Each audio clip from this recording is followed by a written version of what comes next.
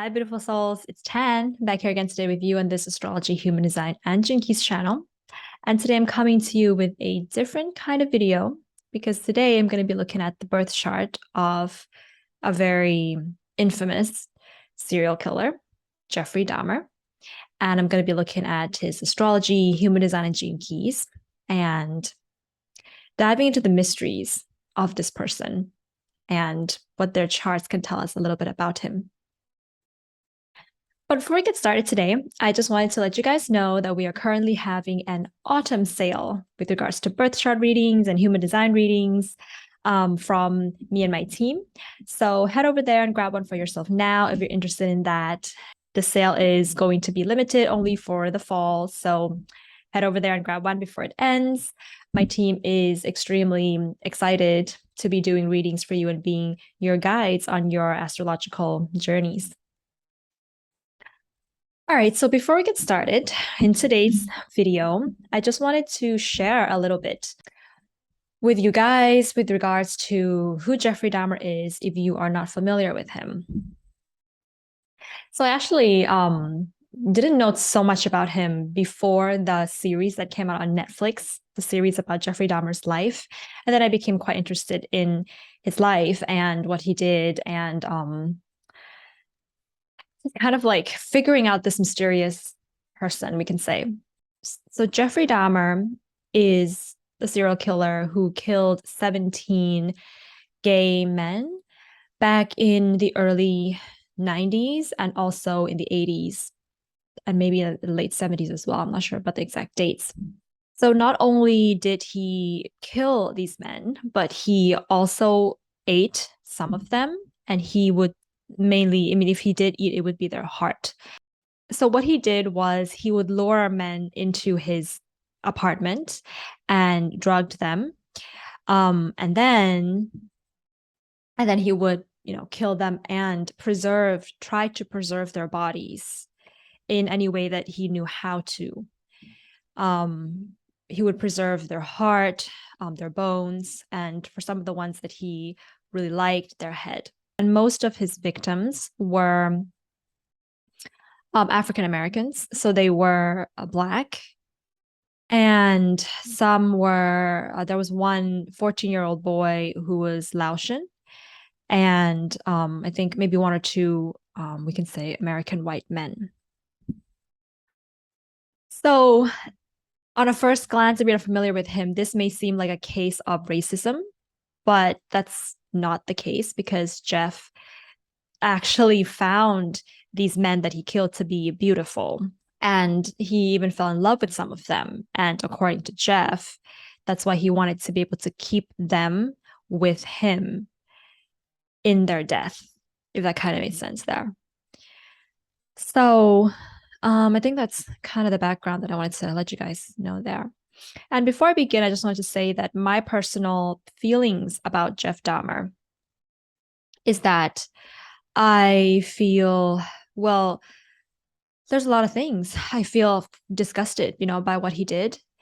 And I think it's beyond disgusted, I would say. It's horrifying what he did.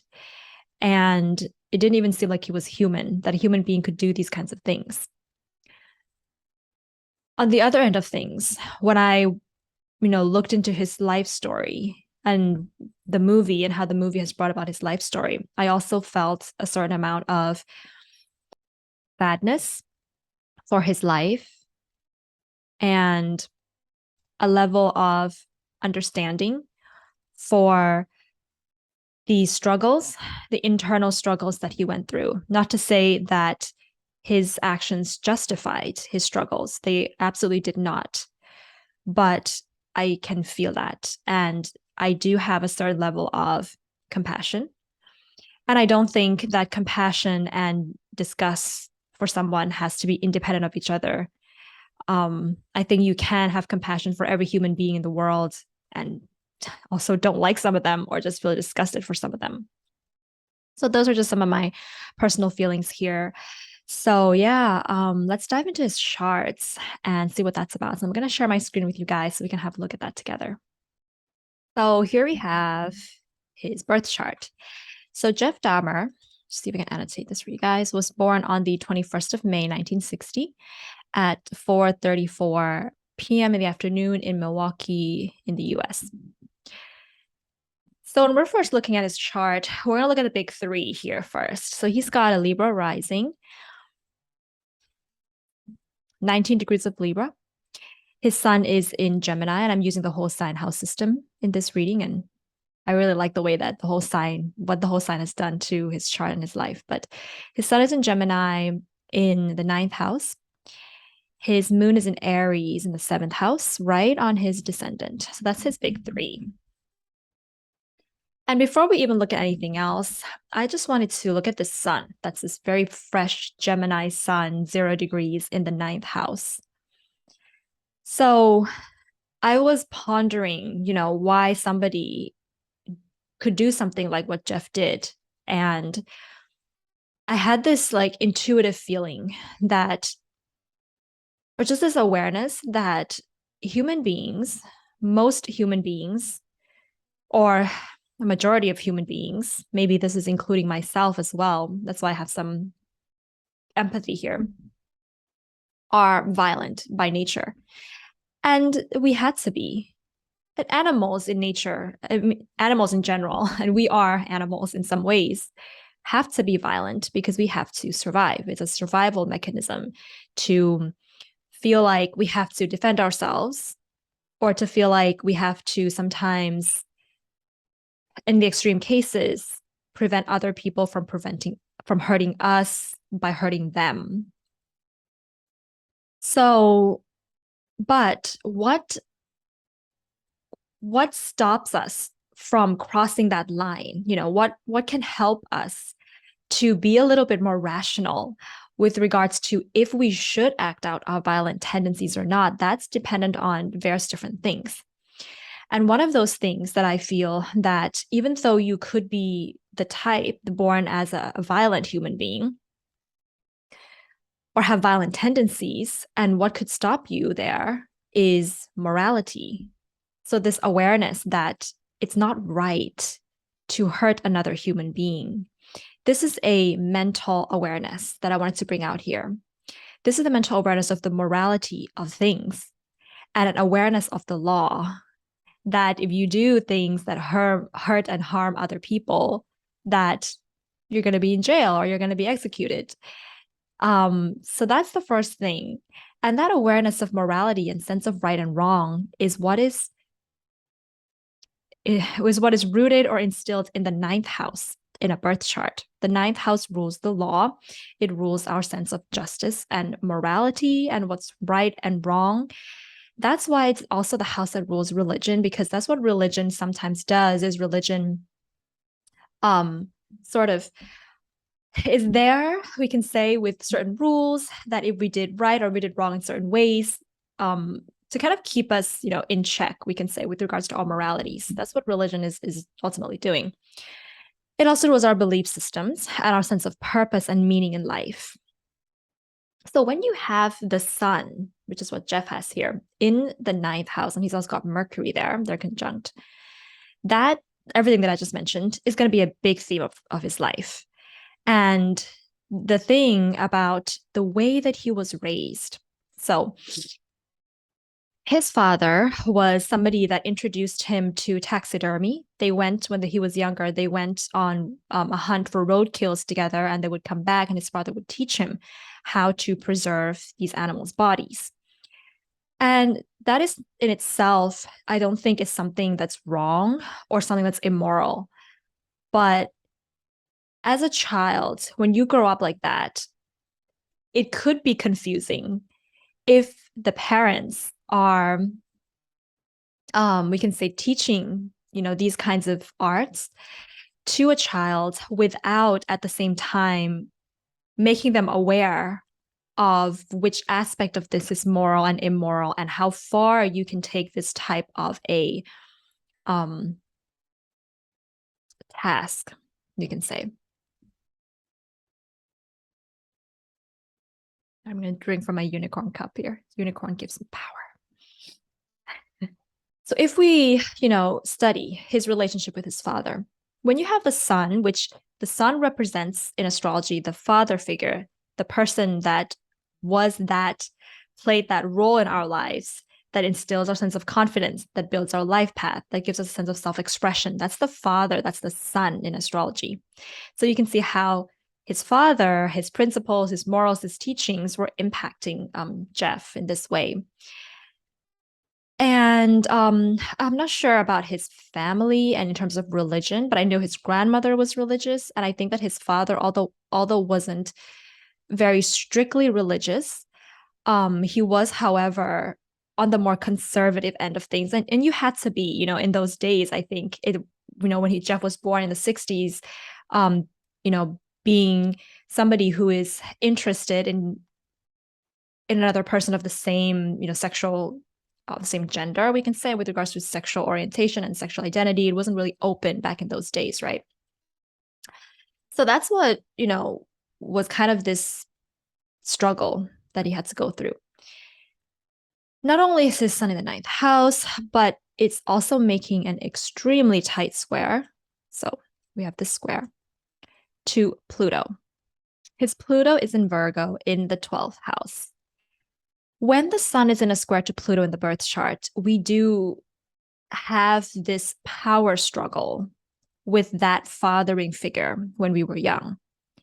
And, there may even be darkness or taboo things that comes from the father that is a part of that power struggle. And there was this scene in the movie, and which illustrates this pretty well. I'm not sure if this is happening in reality, but Jeff's father was teaching him how to fish, and he took some worms and he uses that as bait, and he would put the hook into the worm, and he made this joke, kind of like, it's kind of like you put, the hook in a vagina. He was saying something like that, which was just really odd, for to say that to your son, I would say.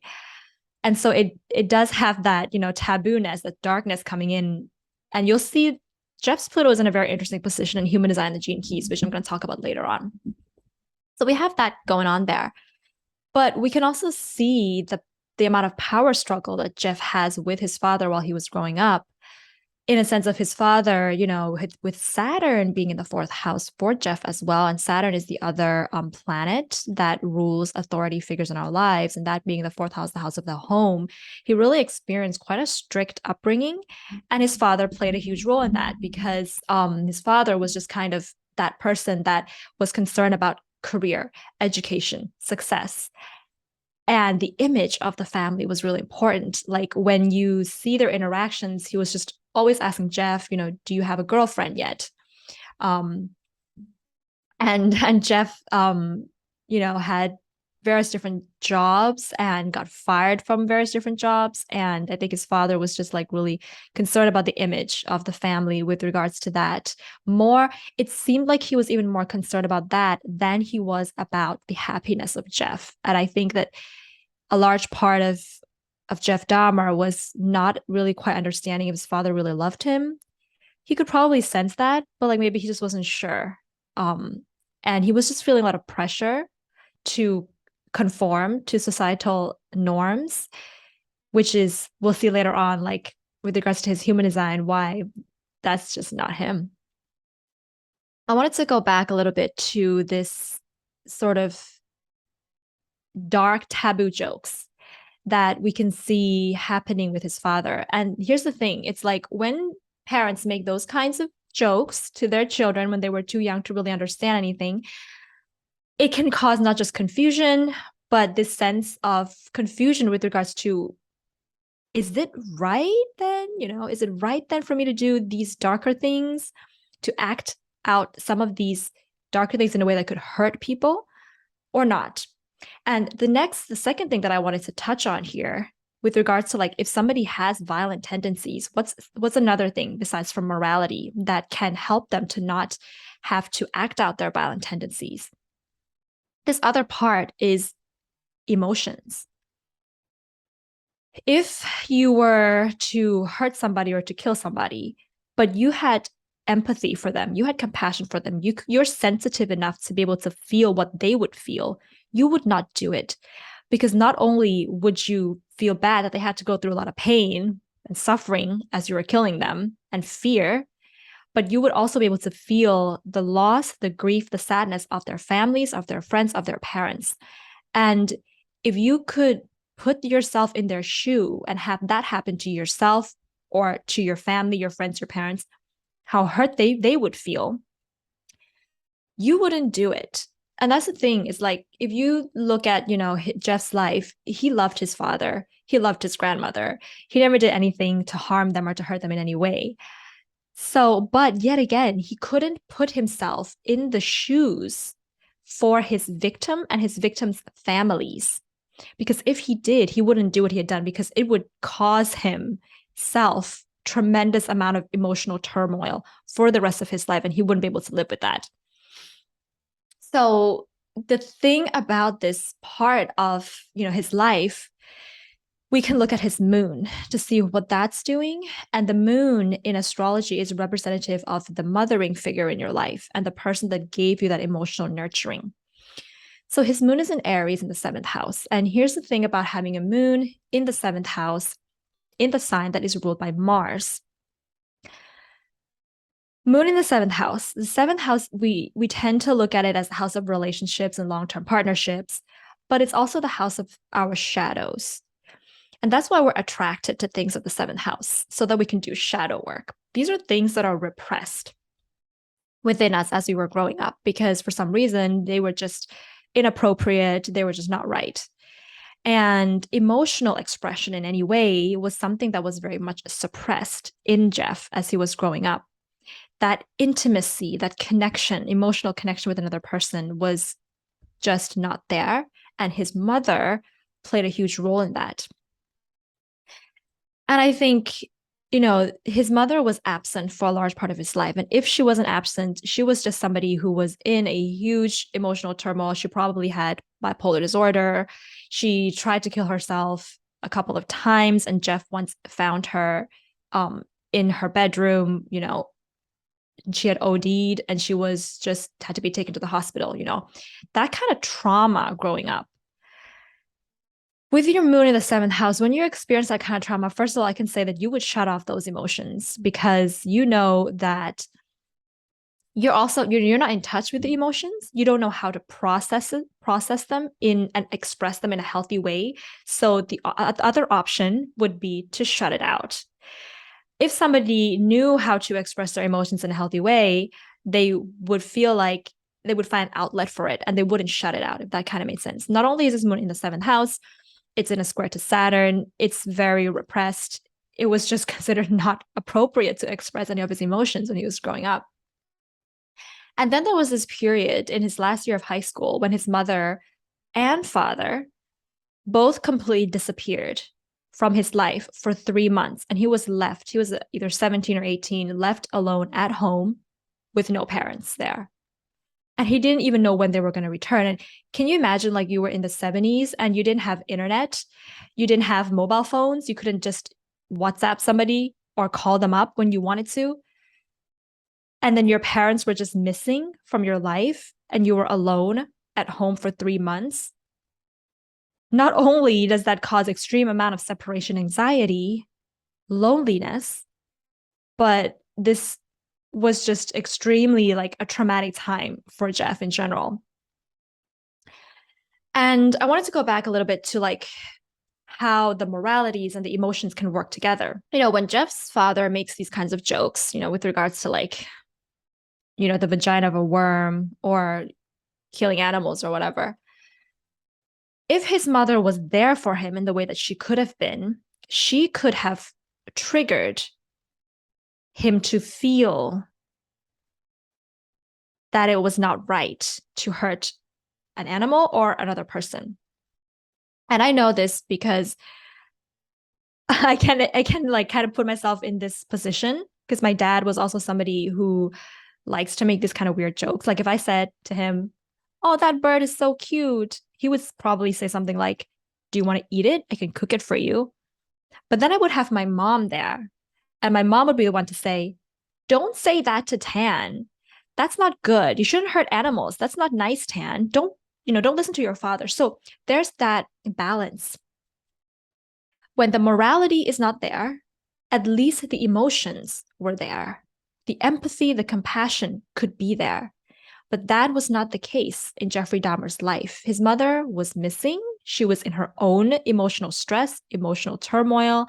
She could not provide that balance to Jeff. Whew, I feel like that was already like a lot with regards to Jeffrey Dahmer's childhood. And so the other thing that I wanted to bring to the table here is the ruler of his ascendant, which is Venus. So being a Libra rising person, already by nature, you are going to be somebody, Jeff is going to be somebody who just needs other people, needs relationships. And that's what he would identify with, his ability to form relationships. And that was definitely something that was missing for a large part of his life. Now, I've known a lot of Libra risings who have spent a large part of their life alone, like feeling very lonely, feeling like a hermit, and just not in isolation and just not able to connect with people. That's not in itself going to cause somebody to have violent tendencies or whatever, or to act out in these kinds of ways. But if you have it, but this is coupled with that lonely moon and that unexpressed Mars, which is in Aries, it's a sign that it rules and it needs to be expressed. Those like spontaneous impulses, they have to be expressed in a healthy way, and they're not, alongside with the moon. And then we have the ruler of the ascendant going into the 8th house. So Venus and Taurus.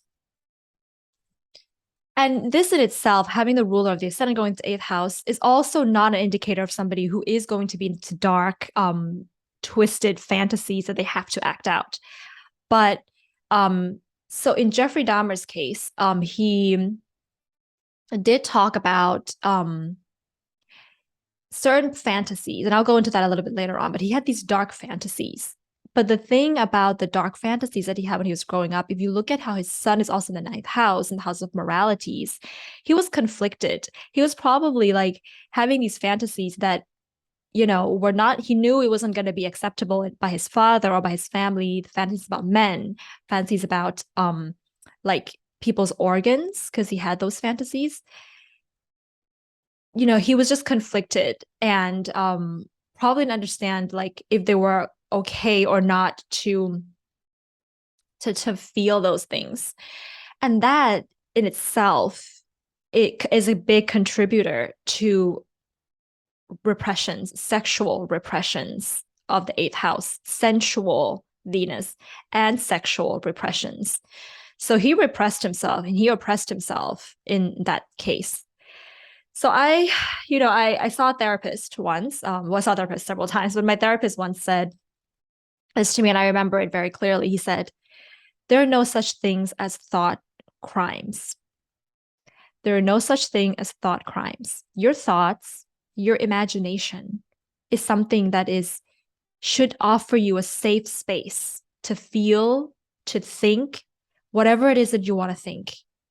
The more that you try to repress your thoughts, your fantasies, your dark fantasies, and your desires, the more that they creep out of your life and into the world in a way that can hurt other people." And so, okay, so I think I'm going to leave the natal chart for there. And I want to go into his human design a little bit, and maybe we'll come back to the birth chart later. But okay, so we look at his human design. Let's look at the basics of it first. So Jeff was an emotional manifesting generator, a 1-3 investigating martyr, single definition, born at the cross of the sleeping phoenix 2. So the sleeping phoenix cross, I don't know if you guys have seen my video that I've made about this cross in the year 2027, but this is an incarnation cross that is way ahead of the time and the era that we are in right now, and also when Jeff was born. This is an incarnation cross that is going to bloom and flourish from the year 2027 onwards for the next 400 years, when we have this collective shift in the collective incarnation cross. Yeah, so that in itself is telling me that Jeff, and anybody he's born on the cross of the sleeping phoenix before 2027, the earlier the more intense, but you're going to be born way ahead of your time. And what that can do is make you feel like you don't fit in or you don't belong in the time and era that you were born in and with the people around you. And that is something that you can definitely see in Jeffrey Dahmer's life is he just didn't fit in. And being a Libra rising, that's like it makes it harder for him to form relationships with people if he was just way ahead of his time. And so when you look at the cross of the sleeping phoenix, it's made up and comprised of these gates, right? 55, 59, 20, 34. And so his sun is in gate 20. So I want to show you guys the gene keys of gate 20 and just the gene keys frequency of this cross of the sleeping phoenix to let you guys know like what's landing there. So when we drew up the gene keys chart, we'll see that his life's work, which is the sun, part of this cross of the sleeping phoenix, is the gift of self-assurance and the shadow of superficiality, the city of presence. So we can look a little bit deeper at his sun here and see that self-assurance is something that's going to be a big theme with regards to Jeff's life. And his sense of self-assurance is coming into ninth house things.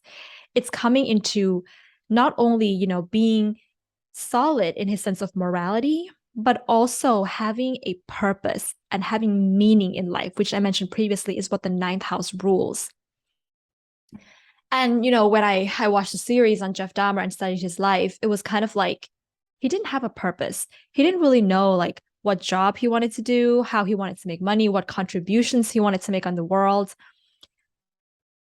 But I also think that, he just didn't have a purpose or a meaning in life that was easily accepted by society. Because the thing that he was obsessed with, which he has gate 10 repeated twice in his Jupiters, was death. He was obsessed with death. He was obsessed with his sexual fantasies. He was obsessed with the physical bodies of another human being. And, if this is really what you're obsessed with, there's ways that you can channel this in a healthy way so that you have self-assurance. So you can work in a morgue, you can be some kind of doctor. You can be a person who is sexually, like maybe training other people or doing some kind of sexual healing work. Or you can be a trainer for people who are into like certain fetishes or erotic types of training. He could even, and I feel that maybe this is something that he also maybe finds meaning in, is pornography. Maybe in a healthy way, you can look at it, or erotic types of movies or creative outlet. This could have given him a sense of purpose or meaning in his life that would have given him the solid sense of self-assurance so he doesn't fall into the shadows of obsession, especially self-obsession with his own thing. These are things, and that's why, he's born across the sleeping phoenix, and he has these themes that is related to his self-assurance that is way ahead of his time. These kinds of things that I just mentioned previously are not going to always be accepted back in the 1960s or 70s. Even nowadays, it is still something that a lot of people, frown upon. And if that was something that was very meaningful for Jeff in his life, then I think it was really important that he actually got in touch with that. Because here's the thing about being born on the cross of the sleeping phoenix. You're going to have this channel, the 2034. It's his sun and earth. And this is called the channel of charisma. And this channel of charisma can give you tremendous amount of power, like physical power, to do whatever it is that you're obsessed with. And so when you have this channel, especially for Jeff, you have to be really careful with how you use that power, because it can be it can run on autopilot, this physical urge, this physical power that you have, that he has. And that's what we see happening with Jeff, is it just ran on autopilot. He didn't even know a large part of the time, like, well, he sort of did know, but he didn't have a lot of control over it. And this channel plays a huge role in that. But actually, I also wanted to say that The thing about having Sun Pluto aspects in the birth chart as well, whether that's opposition, square, conjunction, or even in conjunction, the harder aspects between Sun and Pluto, people who have this will experience periods in their life when they are having control, like when they're in control, maybe when they're like too in control that they're actually repressing certain things. But then they'll experience certain periods in their life when they are out of control. That's just a thing. I have my Sun opposite Pluto. I can understand what this means, having to control whatever Pluto is and whatever the Sun is. Those two points, whatever it's representing. So this control with regards to his Sun has to do with this channel of the 2034. So controlling his physical power. And I think a large part of that was when so there was this period in his life when he went to the military. And for 9 years, he didn't kill anybody. And in an interview that they had with him, they asked him, like, what was stopping you? What was preventing you from killing people in those 9 years? And he was like, I just couldn't physically do it. There were these limitations, the actual physical limitations that didn't allow me to do it. And I think for Jeff, that was actually healthy. It's not healthy for everyone, but for the amount of power that he had and his Sun square Pluto, that unpredictable ability to control or not control that power, I think it was healthy for him to have those physical restrictions so that he can really be disciplined in his energy. But of course, he got kicked out of the military, and then when there were no more restrictions on him and his physicality, he just lost control because of all those repressions as well. So we get to the interesting part of the cross of the sleeping phoenix. We get to the 55-59, which we can see it's part of his radiance and his purpose. So his deepest purpose is intimacy. And this is the gate of sexuality in human design, the gene keys. Not only does he have it in his unconscious earth, but he also has it in his Pluto in gate 59, conscious and unconscious. So he's got a buttload of gate 59, thrown in there in a square to his Sun. So that's what's happening here with this repression, this ability to control and then lose control, and the physical urge and the physical power. This intense 59, gate 59 that's coming in here. And you see the shadow of gate 59 is dishonesty. So at this lower energy frequency, Jeff is not honest with regards to what his sexual desires are, but yet they're going to creep up on him when he least expects it.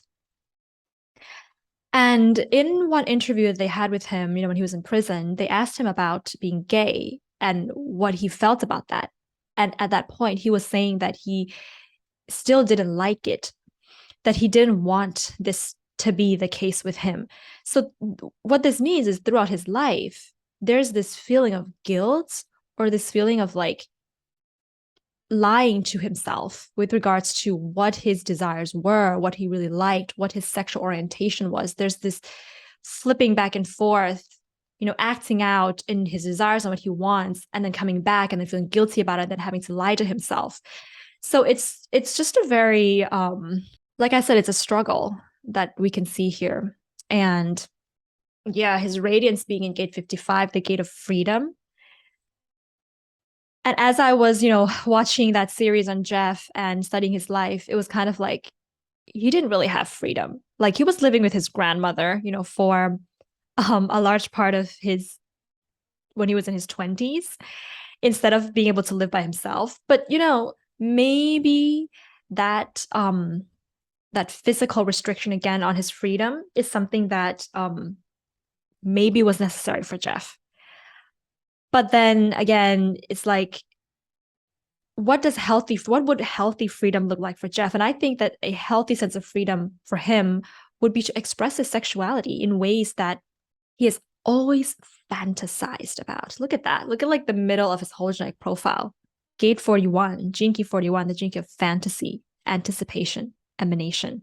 This is the heart of who he is to be able to sexually fantasize, the freedom to fantasize with regards to sexual things, and to act it out in a healthy way. And there's various different ways. If he were to be honest with himself, there's just so many ways that he could have tried to not, like, he could have not victimized himself, gate 55, in this dishonest hiding, his fantasies. And if he took the power to step into freedom and find his sexual freedom, for example, that might look something like um doing S&M or engaging in sexual fantasies or fetishes with a lover, with a partner, or being part of a community of erotic types of communities that was free to express this without shame and without guilt.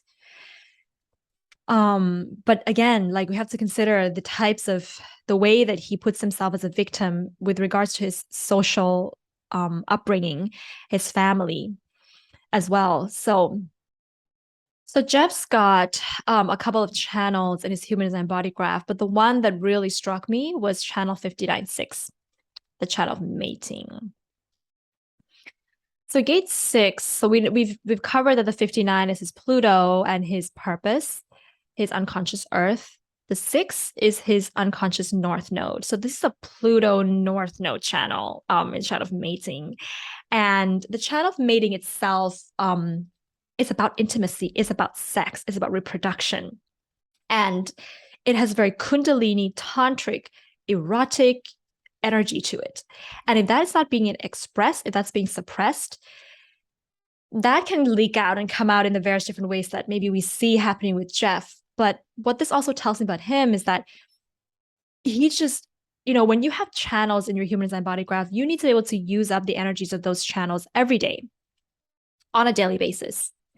So if he's not able to be in an intimate relationship with another that allows him sexual freedom and sexual expression, or tantric types of expression or intimate expressions, that is going to be really bad for his health. That could even be really bad for his mental health, considering the fact that his Pluto is in his 12th house that we looked at previously in his natal chart. And his North Node in his 12th house, that can affect his mental health, his spiritual health. And that being in square to the sun could distort his sense of morality, could distort his higher mind even more. And I think that's the way that it's also being played out here for Jeff. Let's look at his Mercury. Since he is a Gemini, he is going to be ruled by Mercury. And I see some other interesting thing that's happening with his Mercury in Gemini, which is the 9th house, in conjunction to Neptune in the 2nd house.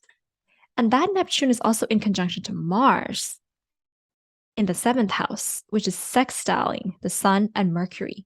So we have here a yod configuration. So if you're an astrology fan, this is a really bad isosceles triangle. But if you're an astrology fan, you'll know that a yod is also called the finger of God in astrology.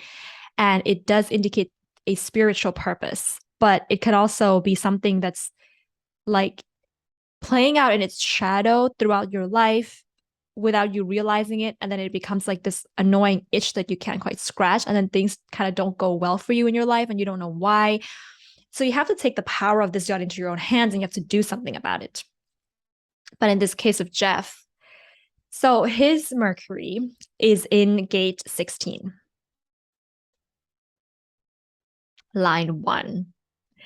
And gate 16 is the gate of mastery, versatility, the shadow of indifference. Now, having that being in the 9th house, not only was he indifferent to his purpose, what he found meaning in life, moralities, he was also indifferent to his sexuality. It's conjunct his sun, so it's indifferent in a square to Pluto as well. Okay. So he's going to have this obsessive investigative mind, and he's a 1-3 investigating martyr, and we can see him loving to investigate things regarding death. And by the way, the 12th house is also that house that represents the place where things go to die. So he's absolutely, that's where he finds his comfort zone, in the darkness of the place where things goes to die, and he loves to investigate in that. But he was also indifferent to how he could actually use those skills in a meaningful, purposeful way to help the world, to contribute to the world. So that indifference, what it does is it can make you very lazy to use those skills. And when you're lazy in using those skills for the benefit of the collective, it makes your life meaningless and purposeless. And I'm going to give you an example of this because I have my Mercury in this gate as well. I have my Mercury in Gemini in gate 16, line 1. So my Mercury is conjunct Jeff's Mercury. So I know what this feels like. It's this like I was interested in astrology. Like the first time I was ever exposed to astrology was maybe 12 years ago or 13 years ago. But I only started my astrology business like 3 years ago. So for 10 years, I was in this obsessive phase of studying astrology in my darker hours of the night. Sometimes when I'm on the toilet, I would just like get on my phone and read up things about astrology, or in the dark before I go to sleep, I would get obsessed and read things about astrology. And I would go very deep, but I never did anything about it for 10 years. I was completely indifferent to how my interest and my studies of astrology could actually do anything in the world to help people. And that was that, and for that part of my life felt very meaningless and purposeless. But I eventually did something about it. So that's the kind of like how this energy plays out here, is that it can be a little bit like that. And I think for him, having that Mercury conjunct the sun is going to add to that feeling of like, there's no meaning in this life. So we see that happening. But the very interesting thing here is his Neptune in Scorpio in the second house, because if we look at the degrees of this Neptune, we see that it's in gate 28, line 6. And gate 28, purposelessness, totality, immortality, embracing the dark side. Victim of the fear of letting go. There's so much that we can talk with regards to this, because not only is his Mercury in the house that has to do with purpose and meaning, but then we have Neptune that in the shadow can just feel so purposeless. So there's like a pattern that is being repeated here. But at the same time, this is the gate of death. This is one of the darker gates in the gene keys and human design. You can see immortality. And, when that's in conjunct to Mercury, we can see how he might be indifferent to the way that he wants his lovers or the men that he was attracted to be with him immortally. That's why he preserved their bodies. And well, it's not why, but it's one of the patterns that we see happening here with regards to why he could feel like he wants to preserve them. And in his interviews, they asked why he ate some of his victims' heart. And his reason for that was that he wanted them to be with him forever. And okay, guys, I just wanted to take a pause here for a minute and talk about, whether Jeff Dahmer was a psycho killer. Was he psychotic?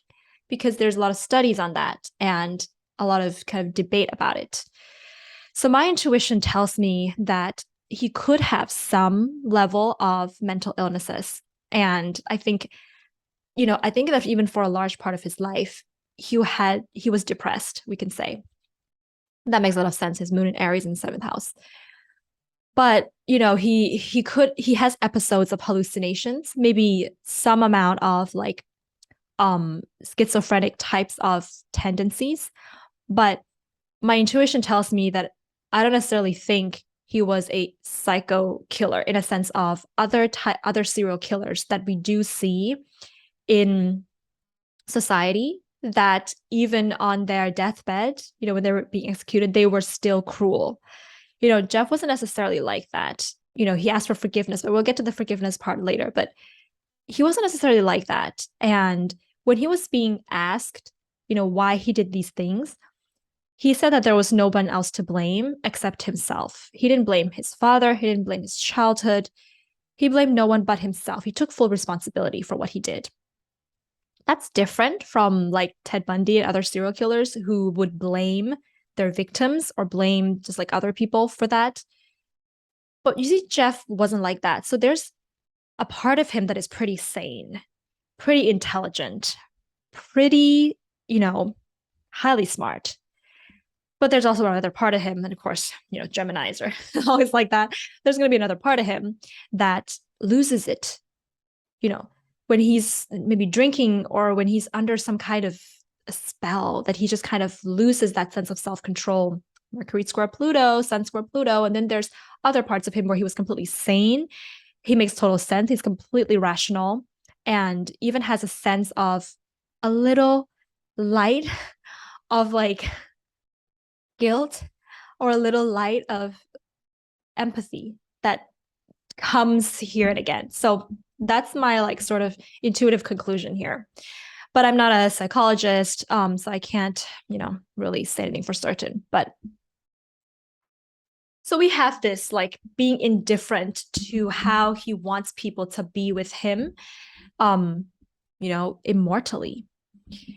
And, with regards to the way that his parents raised him and him, that turning point, sometime when he was 18, when his parents both left him at home alone for 3 months, that was a real turning point. And I think that triggered separation anxiety within him.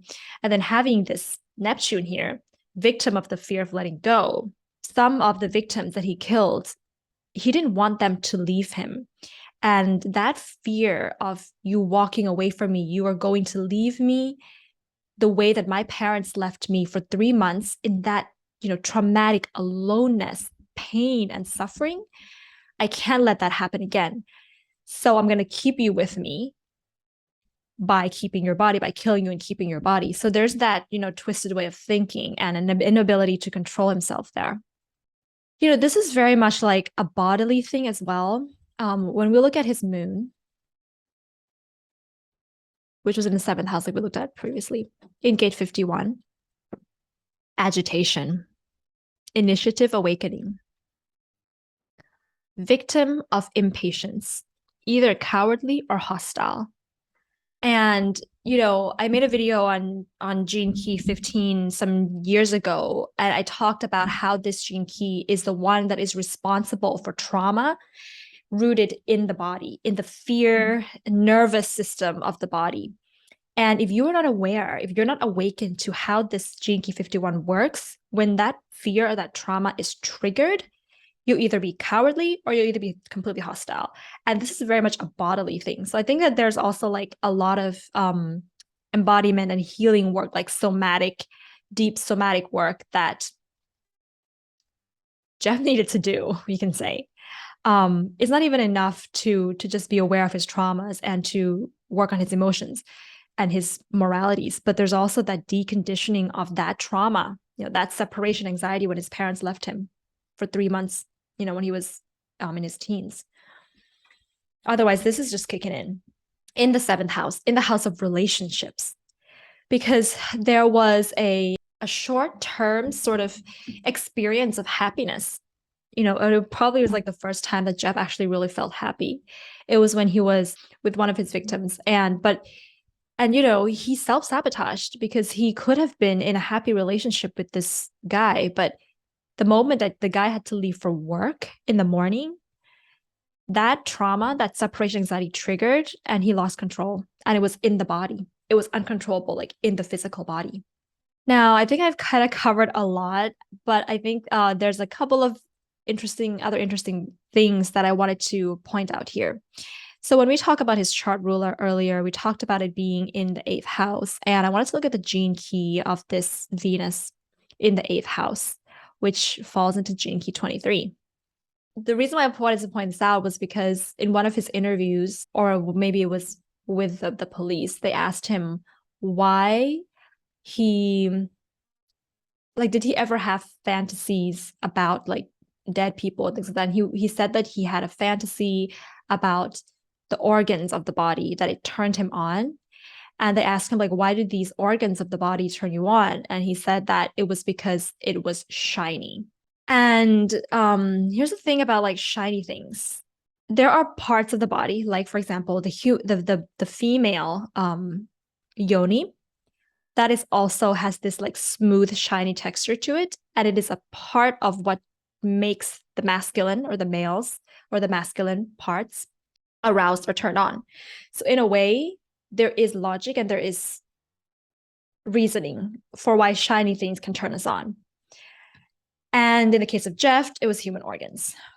But then I looked further into, gene key 23, and I looked at the bird, That is the dream arc bird, the dream arc totem for this gene key, and it was the magpie. And there's a misconception that magpies like shiny things. They don't actually like it, but they can collect things that are shiny from people. And the reason for that is maybe a mystery, but I think one of the reasons could be for the purpose of, building their nest or putting that in their nest to attract mates. Because birds do that. Like birds have like really amazing and interesting ways of courtship rituals, right? And the nest is a part of that. And for the magpie, I think it had something to do with bringing that into their nest and then that being part of their courtship rituals. So I just thought it was interesting that this became something that he actually said with regards to what he liked and what, gave him pleasure and turned him on, in the eighth house of sexuality was this Venus in Jinki 23.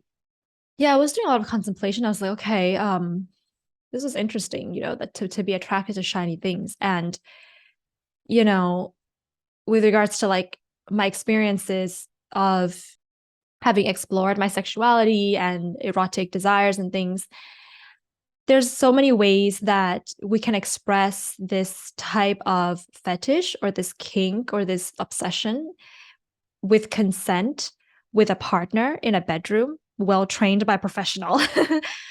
But then again, we have these other factors that are suppressing and repressing and putting guilt and moralities and an ability to express emotionally for Jeff. That's, twisting this and turning this type of obsession into something that's unhealthy when it could have been expressed in a healthier way. And I gotta tell you that I have my son in Jinki 23. So I know what it feels like to be attracted to shiny things, especially in times of darkness when you're in complexity and you can hoard shiny things. Because last year was a very stressful year for me, 2021, because my dad was dying. And this room that I'm sitting in looked completely different from the way it does now. It was red. I painted it red. And I went to flea markets and secondhand shops and bought a lot of antiques, especially things that were gold, shiny gold, like candle holders and plates and cups and mugs and photo frames. And I filled this entire room with shiny golden objects. Very much Jinky 23 in the shadow of complexity. I hoarded those things because I was under a lot of stress, and that gave me a relief. But then my father passed away, and I was like, that's not me. And I cleaned up this room and I turned it white and I got rid of all those things. I didn't get rid of it, but I put it downstairs in the basement where we've created an Airbnb sort of room down there, and we decorated it to look a little bit like a castle. So it has that use now. In this room, I keep it completely clean, minimalist, white, and it gave me a lot of clear thinking, simplified my life down, and simplified my space, simplified my mind, my emotions, and a lot of things. And so this is just like, some downloads that I'm having with regards to this gene key and Jeff's situation. His Venus is also in a trine to Saturn. And I wanted to look a little bit at the gene key of his Saturn to maybe finish off. His Saturn's also in a square to the moon. We have to keep that in mind. So two of his, you'd say, feminine planets are in an aspect to Saturn. And this is a really interesting aspect because his Saturn is falling into gate 54 in the gene keys. And gate 54 is the gate of greed, the serpent's path, greed, aspiration, ascension. So not only was he attracted to shiny objects and had a fantasy and a fetish for them, but he liked to collect them. Not only was it, the Jinky 23, the Jinky of hoarding and collecting, but there's that greed there where he couldn't get enough of it. He could have enough, but he just wanted more. And that, being that Saturn being in a square to his moon, which we looked at, which was in Jinky 51, there's like this physical urge to overcome his traumas with his greed that he may not even realize he was having. And instead of turning that, into ambition, into a drive to make money, he didn't do that. He turned that into something that was just a really unhealthy outlet and very harmful types of outlet. So there is something in a gene key called the individuation sequence. So the individuation sequence in the gene keys is how you can use the gene keys profile to become your authentic self, to decondition the past and be an individual in the world. And the individuation sequence in the gene keys is a straight line that moves from the purpose to the attraction to the SQ to the pearl and to the life's work. So, if we look at Jeff's individuation sequence and what the potential of this sequence holds, it holds somebody who can have a strong sense of self-assurance, patience, presence, contemplation of life, and be very wise. But in order to do that, he had to begin at the bottom, and he had to begin with being honest with his sexuality, and then finding joy in that honesty with his sexuality and joy in his fantasies, and allowing him to healthily express that, because that is his beingness. That's who he is. That's what he's most natural in, to achieve that life's work, to get that self-assurance. But that's not really what happened. What we saw was that he was dishonest about his sexuality. He was even dissatisfied with it, as we looked at with his interview, and how he said that he just didn't even want to be gay, and repressed those fantasies, didn't turn it into something that he could anticipate or do something about, or understood that he was ahead of his time. That's anticipation, getting in touch with the trends that are of the future. He didn't even understand that. And instead, it became something that he was completely obsessed about in the most unhealthy way, and didn't provide him that sense of self-assurance, and gave him impatience and superficiality. So I'm going to pull up one last chart, and it's going to be the Gene Keys chart of the day that he asked for forgiveness. He was convicted, of course, and went to prison.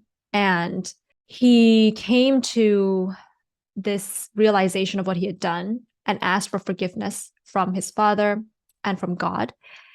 And, I don't think that, I'm not religious. I don't have any opinions about religion. I just want to be neutral, because I think it depends on how we use religion. We can use it in a very damaging way. We can also use it in a way that gives us faith and hope in life. And I think that Jeff tried to do that when he was in prison. He tried to use religion in a way that gave him hope again in life by asking for forgiveness from God. So he asked to be baptized when he was in prison. And I wanted to pull up the day, the date of when he was baptized, and show you what that looked like.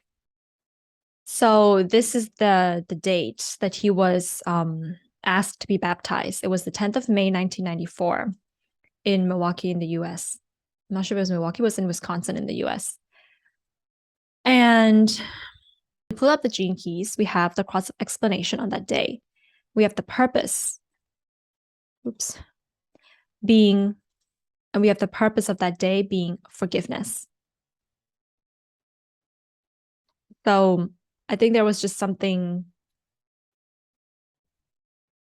there. And I think there's just a lesson about forgiveness that, after looking at his life, after watching various different things in his life and studying and looking at this particular date, I think I just wanted to maybe end this video with you guys with a reflection on forgiveness. How we sometimes maybe misunderstand forgiveness for being something that we can only do to another person once they've changed, or once they have proven themselves to you, or once they have, come to ask for forgiveness and apologized. But in all honesty, forgiveness is more than just it is for the other person. It's for yourself and for your own peace of mind. And it is about letting go of that feeling of guilt that you could instill on yourself or on another person, because guilt is something that does a lot of harm to the world. It's one of the core wounds of humanity. There are 6 core wounds of humanity with regards to the Gene Keys, and guilt is one of them. And forgiveness is one of the things that can undo that core wound. And when we can work as a collective to undo certain core wounds, we can help make the world a better place. And it starts, or one of those factors is forgiveness. And remember that forgiveness is for yourself, is for you to move on, and it's for you to have a peace of mind so that the rest of your life and the rest of the people that you impact in your life and the children that you give birth to, they no longer have to take on feelings of a heaviness, of vengeance, or of revenge, that if you didn't let that go, that will carry on to the next generation. And we will continue to have a world where people feel like they karmically owe something to someone when maybe we could just let that go and make the world a better place. So that's it for today, beautiful souls. I hope that you enjoyed this video. And if you have any reflections, thoughts, opinions, ideas that you want to share about this topic, just comment below. I love reading them. And if you're interested in getting a reading from me or anyone on my team, then head over to my website, tanastrology.com. We currently have an autumn sale, and it's only for a limited time, but it's something that we're very excited to do for you guys if you're interested to connect with us and to get a reading. So yeah, that's it for today, beautiful souls. I'm sending you lots of love, lots of forgiveness, and lots of gentleness, softening, and compassion today. So, bye.